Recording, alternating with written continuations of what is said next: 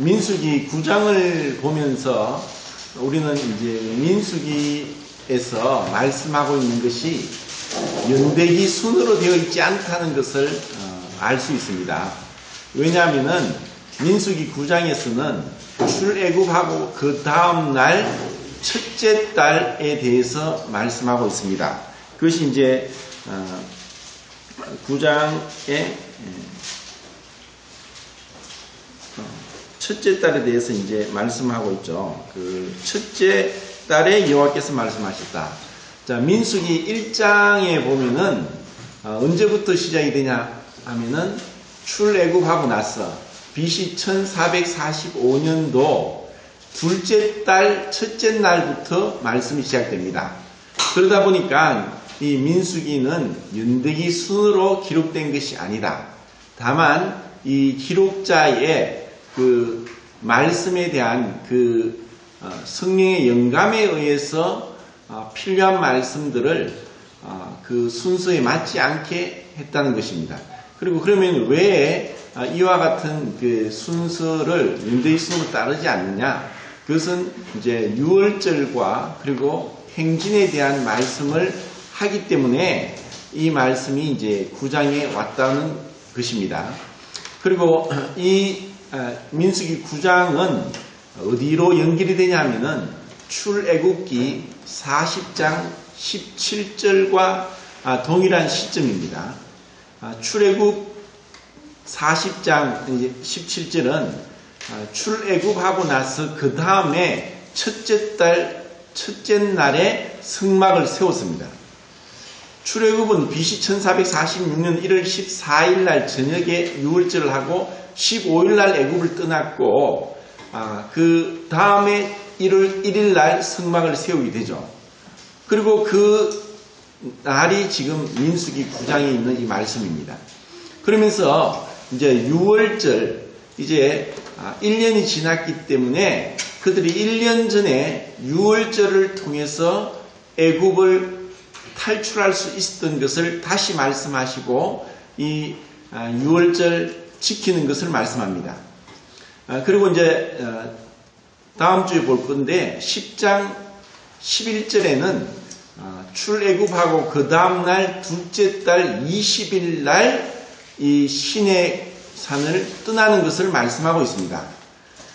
그러면은 이제 유월절에 대해서 잠깐 얘기를 하면은 이 유월절은 성경에서 너무나 중요한 이스라엘 백성들에게는 유월절은 곧 그들의 시작과 같고 유월절을 통해서 그 민족이 애굽에서 해방받을 수 있었던 전적인 하나님의 능력으로 해방받은 그것이 유월절이고 또 이것은 명백하게 예수 그리스도의 십자가를 예표하고 있는 것입니다. 너무나 분명하게 완전한 모형으로서 이 유월절은 예수님의 십자가를 상징합니다. 그렇기 때문에 고린도전서 5장 7절에 우리의 유월절 양 곧 그리스도께서 희생이 되셨느니라 하고 이렇게 말씀하는 거죠. 성경에서 구약에서 유월절은 몇 번이 기록되어 있다고 말씀을 드렸습니까? 제일 처음 유월절은 출애굽기 12장이고 그리고 지금 우리가 읽고 있는 유월절은 두 번째 유월절입니다. 그리고 세 번째 유월절을 지켰다는 말씀은 이들이 광야 생활 40년을 마치고 모세가 죽고 여호수아를 통해서 요단강을 건넙니다. 그리고 그들이 길갈에서 무엇을 행합니까? 길갈, 굴러가다. 수치가 굴러갔다는 뜻으로 길갈에서 그들은 광야 생활을 끝내고 할례를 행합니다. 할례를 행하고 나서 그들이 한 것은 유월절이었습니다. 그리고 유월절 그 다음날 그들이 그 땅 소산을 먹었을 때 그때 그 다음날 만나가 끊어졌습니다. 그리고 그들은 그 여리고성을 점령하게 되죠. 그것이 이제 여호수아 5장입니다. 요단강을 건너고 나서 유월절을 지켰던 것이 세 번째고, 그럼 네 번째는 세 번째는 거의 BC 1406년 정도라고 보면 되는데 네 번째 유월절을 지킨 것은 역대하 30장까지 갑니다. 유다의 13대 왕이 히스기야인데 히스기야 때 유월절을 우리가 이때까지 여호수아 이후로 지킨 적이 없었다 하는 것을 깨닫고 부랴부랴 유월절을 지키려고 했는데 1월 14일 날 유월절을 못 지킵니다. 왜냐하면 그것은 역대하 30장을 찾아보면 아시는데 시간 관계상 찾지는 않겠습니다. 준비된 정결하게 된 제사장이 부족했고 그리고 백성들이 다 예루살렘에 모이지 않았기 때문에 2월 14일 날 유월절을 지킵니다. 이것으로 인해서 그들은 참 하나님 앞에 죄송스럽고 부끄러운 마음이 들었다는 것을 말씀합니다. 그리고 그 다음에 유월절은 유다의 16대 왕인 요시야 왕 때, 그러니까 히스기야는 대략 BC 한 700년대라면은 요시야는 600년 마지막 600년 막바지에 통치했던 왕이었는데 요시야 때는 다시 1월 14일 날 유월절을 지킵니다. 그러면 이 히스기야와 요시야는 유다의 선한 왕이었고 개혁을 주도했던 왕이었는데 개혁과 부흥의 출발점과 그 시점은 유월절을 회복하는 것입니다. 이것은 2000년 교회 역사상 이스라엘 백성들과 동일하게 언제 부흥이 일어났느냐? 그것은 참된 그 유월절, 예수 그리스도를 향한 예배가 회복될 때 그때 부흥이 일어났다는 것이 교회사가 증언하는 것입니다. 그리고 그들이 또다시 6번째 유월절을 지켰을 때가 언제냐? 그것은 70년 바벨론 포로가 끝나고 나서 에스라를 통해서 그들이 다시 예루살렘에 귀환하게 되고 그리고 에스라서에서 5장인가 6장에 보면은 6장입니다. 6장 19절부터 그들이 유월절을 지켰다는 말씀이 나옵니다. 그들이 바벨론 포로에서 다시 돌아왔을 때가 BC 536년도입니다. 이렇게 해서 구약에는 6번의 유월절이 있고 마지막 7번째 유월절은 예수님께서 십자가에서 달려 운명하시기 전에 언제 유월절이 지켜집니까? 목요일날 저녁에, 금요일 저녁이 아니라 목요일 저녁에 하루 앞당겨 주님께서 지키십니다. 그리고 진정한 유월절은 십자가에서 완성되는 것입니다. 이렇게 해서 유월절은 이스라엘 백성들에게 너무너무 중요했습니다. 그리고 그것을 이제 광야에 들어와서 유월절을 지키려고 했을 때 시체로 인해서 부정하게 되고 그리고 멀리 여행 중에 있는 자들은 어떻게 할 것이냐? 왜 우리가 지키면 안 되는가? 그렇게 묻게 됩니다. 그때 모세는 너무나 정직하고 너무나 순수한 대답을 합니다. 내가 모르겠다. 내가 하나님께 물어보고 너희들에게 가르쳐 주겠다. 모세는 사실 기름 부음을 받지 않았지만 왕과 같은 자였고 선지자의 역할을 했고 최초의 대제사장 역할을 했습니다. 처음에 대제사장은 아론이었지만 아론만이 지성소에 들어갈 수 있었지만 모세는 들어갑니다. 이렇게 모세가 하나님과 가까이 지냈고 또 그 얼굴을 대면하여 보았고 그리고 이 땅에서 가장 온유한 자였는데 그 모세도 얼마나 정직하고 솔직하게 모르겠다. 그 대답을 하는 겁니다. 이것은 오늘날 우리 모두가 배워야 될 교훈이고 어떠한 하나님의 사람도 온전하게 모든 것을 다 알고 또 행할 수 있는 사람은 없다는 것을 우리에게 가르쳐 줍니다. 그러면은 그런 때 하나님께서 말씀하셨습니다. 만약에 시체로 부정하게 되었고 먼 여행 중에 있었을 때라도 유월절은 반드시 지켜야 된다. 하지만 그들이 정결하게 되고 유월절을 지켜야 되기 때문에 그러한 자들은 2월 14일 날 유월절을 지키라는 말씀을 하십니다. 그리고 또 말씀하십니다. 외국인들이 너희들 가운데 요구하고 있을지라도 그들이 유월절을 지키고자 하면은 본토인과 동일하게 유월절을 지키라고 합니다. 이러한 말씀을 볼 때 이 이스라엘 백성들은 결코 하나님께서 그들만 선민이고 그들만 다른 민족과 구별했다고 하는 것이 아니라 이미 이 안에서 복음적인 또 모든 민족을 포함하는 그와 같은 하나님의 그 뜻이 여기 나타나고 있다는 것을 볼 수 있습니다.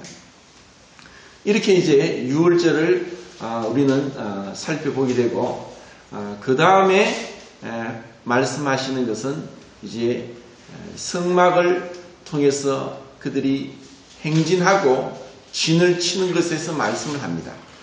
이것은 얼마나 중요하냐면은 오늘날 우리 그리스도인들에게도 하나님의 뜻을 구하고 하나님의 뜻을 발견하고 내가 무엇을 해야 될 것인가, 어떻게 하나님의 인도를 받아야 될 것인가에 대한 완전한 모형이라고 볼 수 있습니다.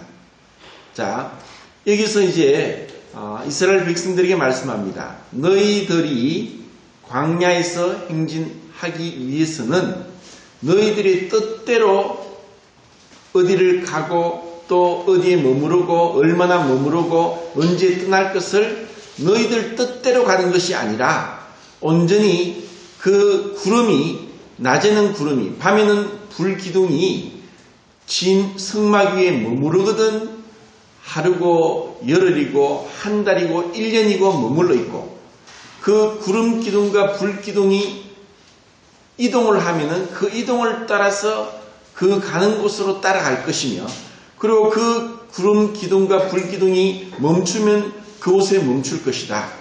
이렇게 하나님은 말씀하십니다.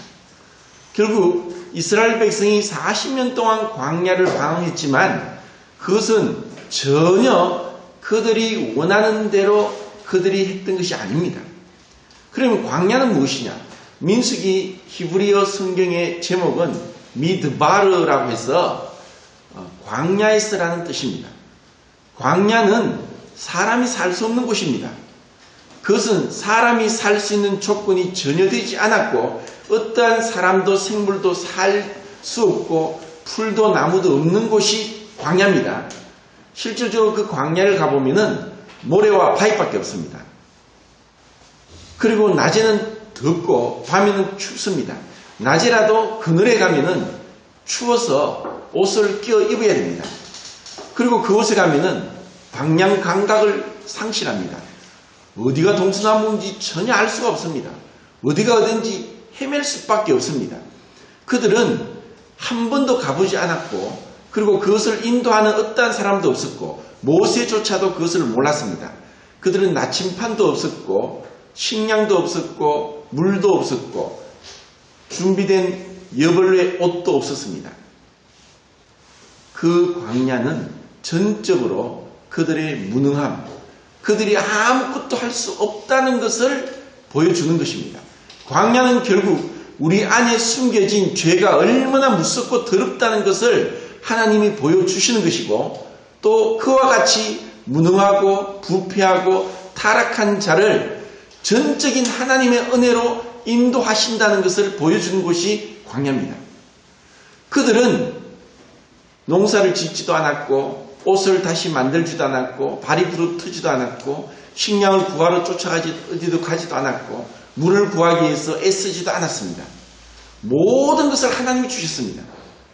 그리고 하나님은 불기둥과 구름기둥으로 초자연적인 기적 같은 너무나 귀하고 놀라운 방법으로 그들을 인도하시면서 그들과 함께하는 것을 보여주셨는데, 이제 10장부터 그들은 그 속에 숨겨져 있던 죄악이, 불순종이, 온갖 반역하고 그리고 대적하는 이와 같은 죄들이 드러나는 것을 봅니다.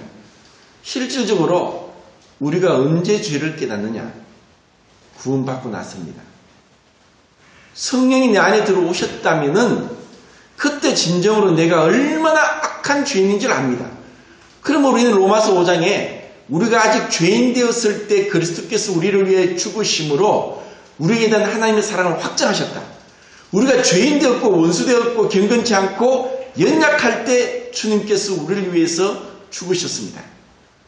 그것을 우리가 깨닫는 것입니다.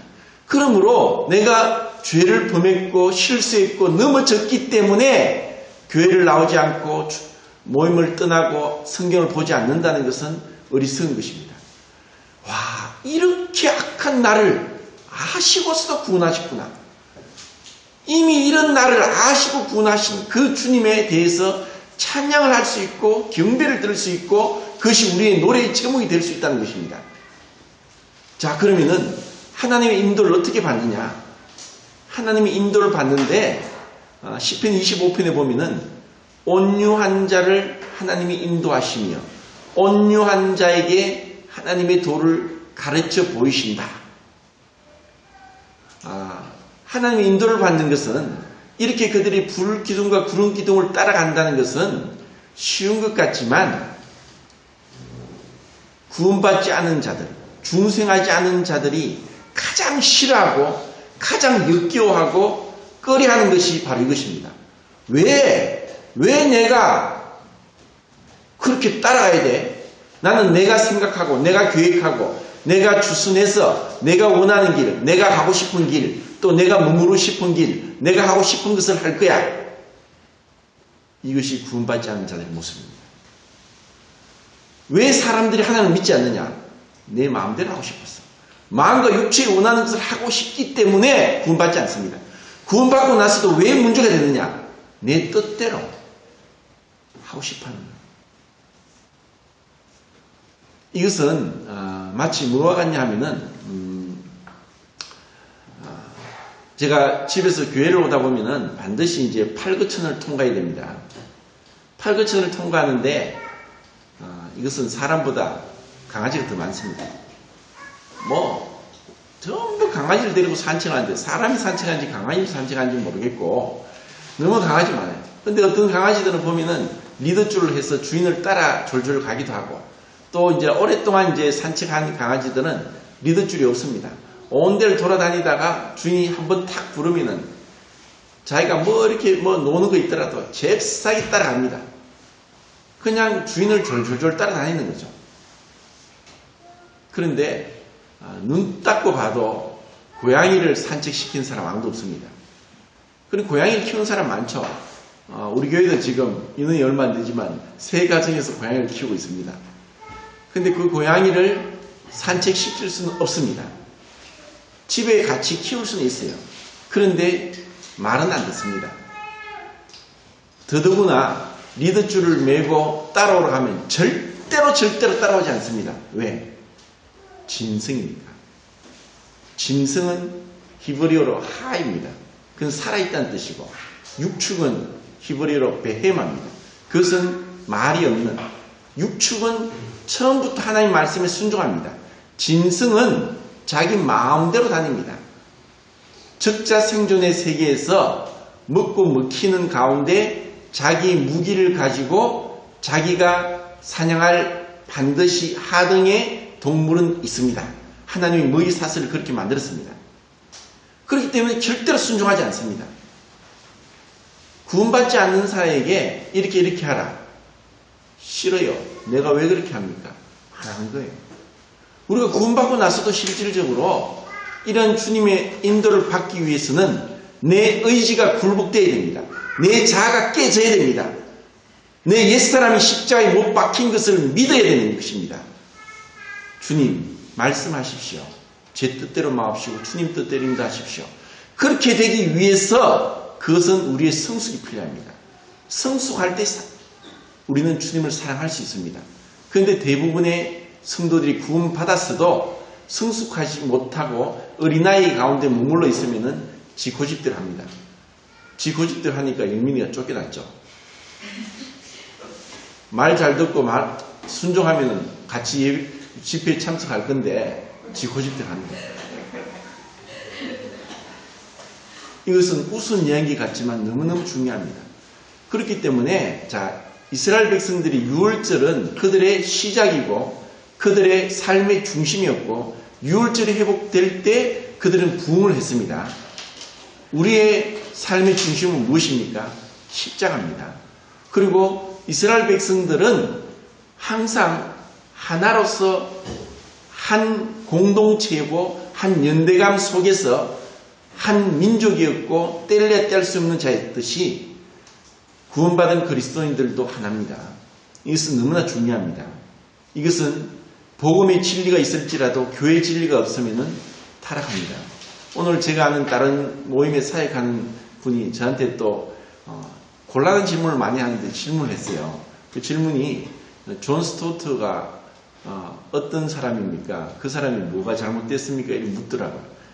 그러면 또 답변하려면 한참 길어요. 예, 존 스토트는 영국 성공의 복음주의자지만 60년대부터 에큐메니카를 인정했고 가톨릭 복음 성공회나 그리고 가톨릭과도 연합한 그러한 분입니다. 복음은 분명하지만 교회관이 없습니다. 그래서 좀 조심할 필요는 있고 이것은 나중에 시간이 지나면서 변질될 위험이 다분히 있습니다. 그렇게 이제 얘기를 했습니다. 이것은 너무나 중요합니다. 복음은 너무나 순수하고 또 정결해서 오염되기 쉽습니다. 그렇기 때문에 하나님이 정한 교회란 그릇에 담아야 되고 교회는 바로 한 몸, 한 지체고 한 연대감 속에서 있는 것이고 그리고 그것은 내가 그리스도께서 우리를 자유케 하려고 자유를 주셨으나 이 자유로 스스로 방종하지 마라. 우리는 서로에게 얽매이는 것입니다. 내 혼자 살면 내 마음대로 할 수 있지만 누구와 같이 살면은 그 사람을 배려해야 됩니다. 그리고 내 자신을 죽여야 됩니다. 내가 하고 싶은 것을 하지 않고 그 사람을 섬겨줘야 됩니다. 그것처럼 사람과 사람과의 관계도 그렇듯이 하나님 앞에서 우리가 어떻게 돼야 되냐. 주님이 그렇게 말씀하셨습니다. 요한복음에 나는 스스로 아무것도 할 수 없나니 나는 내 뜻을 행하려 온 것이 아니라 내 아버지 뜻을 행하려 왔다. 주님이 우리에게 구원받고 왜 이 땅에 두셨느냐? 바로 이것을 가르쳐 주시기 위해서 우리를 이 땅에 두셨습니다. 그것을 위해서 고난이 있습니다. 왜 고난이 있습니까? 우리의 자아를 꺾기 위해서, 우리의 옛사람을 깨뜨리기 위해서, 우리가 깨어지고 우리의 의지가 굴복되지 않는 이상 하나님 뜻대로 행할 수 없습니다. 내가 원하는 것을 마음대로 하는 것은 월권행입니다. 먼저 주님의 말씀을 읽어야 되고 배워야 되고 그 가운데 주님의 뜻을 분별해야 되고 그리고 주님의 뜻을 주님을 섬기는 것은 곧 성도를 섬기는 것입니다. 내 혼자서 신앙생활하면 내가 마치 신령한 줄 압니다. 착각이죠. 그런데 정말 다양한 사람들 내하고 맞지 않는 기질적으로 맞지 않는 자들을 하나님이 한 지체로 두셨습니다. 거기서 무엇을 배웁니까? 오래 참는 것을 배워야 됩니다. 왜? 사랑은 오래 참는 것이 첫 번째입니다. 이것을 우리가 배우지 못하면은 우리는 여전히 모난 가운데 깨어지지 않는 굴복되지 않는 그러한 의지를 갖고 내가 잘한 줄 알고 삽니다. 온유함이 없어지는 겁니다. 그리고 정말 겸손과 섬김이 뭐냐? 그것은 사랑의 공동체에서 우리가 같이 있을 때입니다. 그래서 가장 이상적인 교회는 공동체 생활하는 교회입니다. 근데 그것은 육신의 생각으로 내 의지로 하면은 반드시 깨어집니다. 교회사 중에서 많은 공동체가 있었지만 처음에는 성령의 인도를 받고 갔지만 나중에 깨어집니다. 왜? 힘들거든요. 내가 굴복되기 싫거든요. 내가 다스리고 내가 주장을 해야지 내가 남 주장 따라갑니까? 고양이처럼 내 마음대로 하는 거예요. 짐승들은 절대로 끌고 갈 수 없습니다.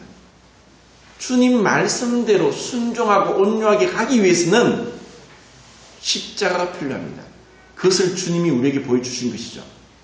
나는 스스로 아무것도 할 수 없나니 그것이 곧 성령의 충만이고 성령의 인도를 받습니다. 성령님께서 나를 주관하시도록 주님의 뜻을 위해서 내가 사용되도록 내 뜻이 아니라 마치 하나님 앞에 막 어린애처럼 떼쓰고 달라고 민수기에서 그런 일이 나옵니다. 그러면 하나님이 주시죠. 그래 네 원하는 대로 먹어봐라. 고기를 한 달 동안 먹을 것이다. 그리고 하나님의 진노가 있습니다. 자, 시간이 많이 지났기 때문에 많이 지나지 않았습니다. 30분 안 됐습니다. 시편 32편을 보고 마치겠습니다. 시편 32편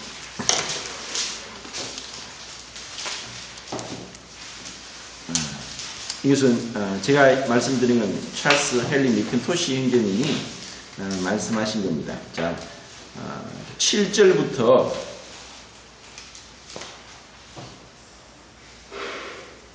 8절까지, 아니 9절까지 같이 읽읍시다. 시작. 주는 나의 은신처이오니 환난에서 나를 보호하고 구원의 노래로 나를 이루시리다. 셀라. 내가 내 길을 가르쳐 보이고 너를 주목하여 분개하리로다. 너희는 무장발이나 노새같이 되지 말지어다. 그것은 저갈과 굴레로 감속하지 아니하면 너희에게 가까이 가지 아니하리로다. 자, 주님이 우리를 인도하시고 또 그 길을 가르쳐 보이시는데, 그러기 위해서는 이스라엘 백성이 구름 기둥과 불 기둥을 주목한 것처럼 하늘을 봐야 됩니다. 하나님 말씀을 봐야 됩니다. 그리고 우리가 정말 구원받은 증거는 순종입니다. 순종이 구원받은 증거지, 내가 내 뜻대로 내 어떤 제사가 중요한 것이 아니라 순종입니다. 그런데 사람들은 주님을 위해서 뭔가 하려고 합니다. 먼저 주님 앞에 내 자신을 봐야 되고, 그리고 만약에 우리가 이 노새와 같이 자갈과 굴레로 응하지 않으면 따라가지 않는 것처럼, 우리가 구원받았을지라도 이러한 주님의 훈계, 징계, 또 말씀, 그리고 교회 안에서 가르침, 그리고 성도들의 권면, 이런 충고, 그리고 중보기도, 이러한 것을 통해서 우리는 우리 자신이 굴복될 수 있고 주님께 인도를 받으면서 갈 수 있다는 것입니다. 우리가 정말 그렇게 되기를 원합니다. 그리고 정말 다른 사람들을 배려하고 섬기고 그들에게 그리스도의 향기를 나타내기를 바랍니다. 이것이 우리 안에 그리스도의 장성한 분량까지 자라는 것이고 그리스도의 사랑을 배워가는 것입니다. 주님이 우리를 위해서 1절 오래 참았듯이 우리도 참으면서 주님 가까이 가는 것입니다. 그때 주님은 우리에게 놀라운 것을 보여주실 것입니다.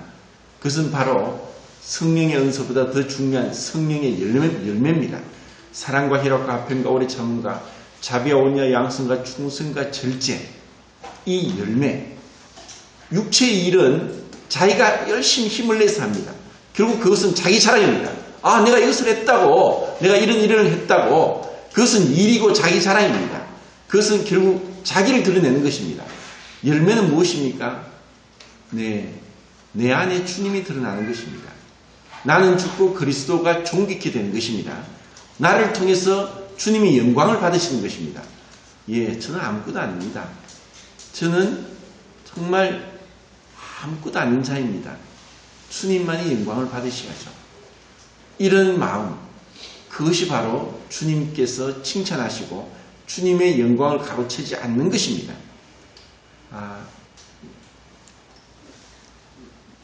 자꾸 하면 길어질 것 같아서 여기서 마치겠습니다. 네.